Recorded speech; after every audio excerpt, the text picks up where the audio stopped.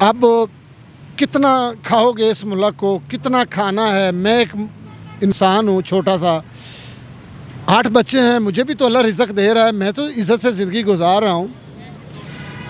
کل آپ کے اب باپ دادا مرے ہیں، میں نے ان کو لاوارث دفن ہوتے دیکھا ہے۔ آپ کو شرم آنی چاہیے، یہ دولت آپ کے کسی کام نہیں آئی، اور میں غریب اپنے ماں باپ کو اپنے ہاتھوں سے دفن کیا ہے، دعا کی ہے۔ آپ کو تو اللہ نے دعا کا بھی موقع نہیں دیا، اب بھی آپ کو شرم نہیں آ رہی؟ اب کیا سوچ رہے ہیں؟ کیا آپ کو کیا چاہیے؟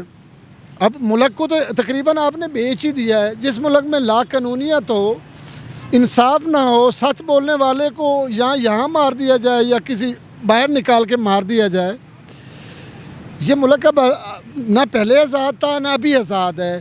لیکن انشاءاللہ تعالی لا الہ الا اللہ سے بنا ہوا ہے، جتنا مرضی اس کو لوٹ لو، جتنا مرضی یہاں قتل و غارت کر لو، شہادتیں کر لو، یہ پاکستان رہے گا انشاءاللہ، اس کو مٹا نہیں سکو گے تم۔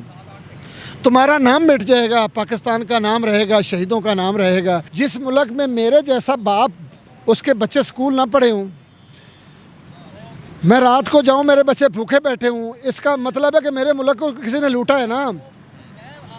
آج میرے بچے کیوں نہیں تعلیم حاصل کر پائے؟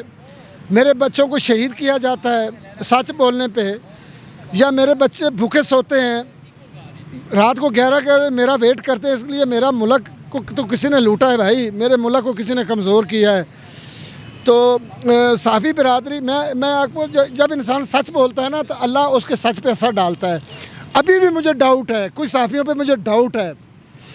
یہ قوم، یہ جو کیمرہ ہے نا، یہ قوم کو زندہ کرتا ہے، آواز ان کے کانوں تک اگر خالص آواز پہنچاؤ گے تو انشاءاللہ اس پہ عمل ہوگا اور قوم جاگے گی۔ جب قوم جاگے گی تو یار آپ کی عزت ہوگی، آپ کا نام ہوگا۔ اس کے اندر ڈنڈی منڈی نہ مارو، ڈنڈیاں منڈیاں ختم کر دو، سچ بولنا سیکھو۔ اس کو شریف اپنا ارشد شریف کی مدر کو اپنی مدر سمجھو، اس کی والدہ کے دکھ کو اپنا دکھ سمجھو، اس کی شہادت کو جو ہے نا عزت دو۔